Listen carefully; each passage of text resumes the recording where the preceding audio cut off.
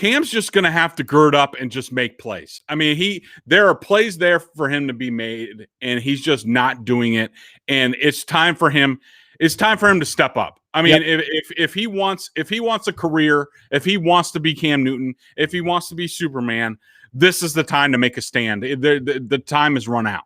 Yeah, I don't think it's hyperbolic to say before this season kicked off, and I mentioned this on the podcast plenty of times before, this is Cam's career on the line this season. Yep. There wasn't much interest in him this offseason. Cleveland placed the phone call. Patriots were really the only team that showed enough interest to bring him in and say, hey, you might have a shot at starting for this team.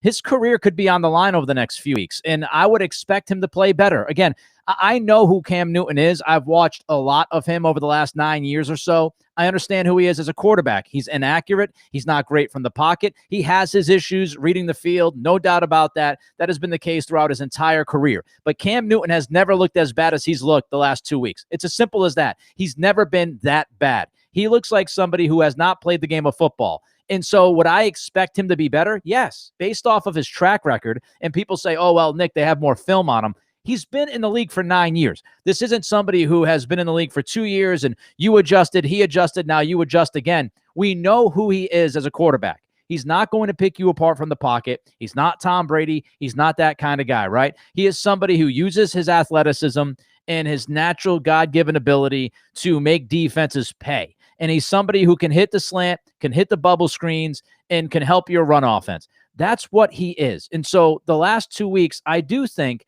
for whatever reason, it could be parachuting into this offense. It could be, not practicing enough because of COVID, whatever it is. This to me has been the anomaly of Cam's career the last 2 weeks. It has never been this bad. And it's a simple question, Greg. Has Cam fallen off the cliff, or is this a temporary discomfort kind of discombobulation kind of deal where he's just not comfortable yet? And I've got to go with the latter and not the former because, again, the guy's been in the league for 9 years. And what I would do is what you just said. I would go with the old KISS strategy, right? Keep it simple, stupid. Like slant routes, screens, bubble screens to the receivers. Find those 5 or 6 or 7 plays as a passing offense that Cam has been somewhat consistent at and has shown some level of comfort, and run those plays. And for the love of God, as I stressed last podcast, get Damian Harris 20 touches, trust your run game, and try to punch Buffalo in the face.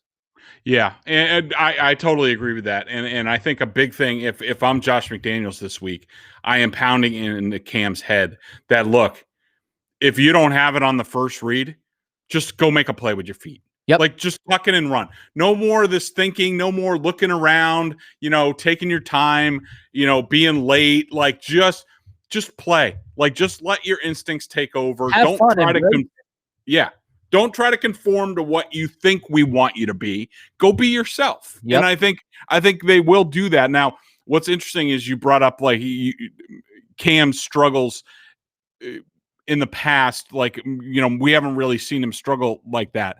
I did actually go back and look at the numbers, and this is something I might write for this weekend at bostonsportsjournal.com. I'm hoping to talk to a couple of quarterback coaches who have dealt with this before, guys who have lost it for stretches.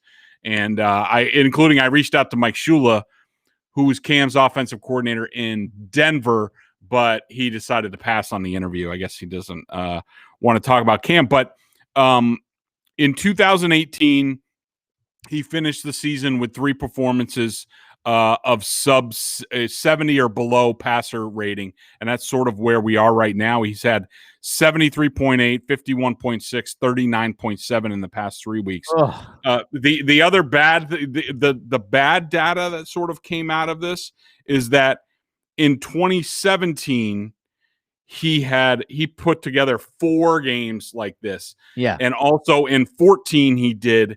In 12, he had 3 games like this. So you're just hoping that he breaks sort of the 4-game skid type of thing, because that's what he's shown so far in his career. Hopefully it doesn't continue, but I think McDaniels is such a good coach that he'll figure something out. I mean, and plus, like we talked about, I think that the scheme, McDermott, a scheme that he practiced against for 6 years in Carolina when McDermott was there as the defense coordinator, and the Bills' deficiency in the running game, I think does lend itself to to letting Cam break out of this a little bit this week. They have to stop freaking turning the ball over, Nick. I mean, that's the biggest thing. I mean, you're not going to win any games with what they've done that way. So whatever they have to do, Jakob Johnson is fumbling when he catches a ball. There was somebody else who fumbled. Cam's turning the ball over. Like, that stuff's got to stop. Yep. If they expect to get out of this.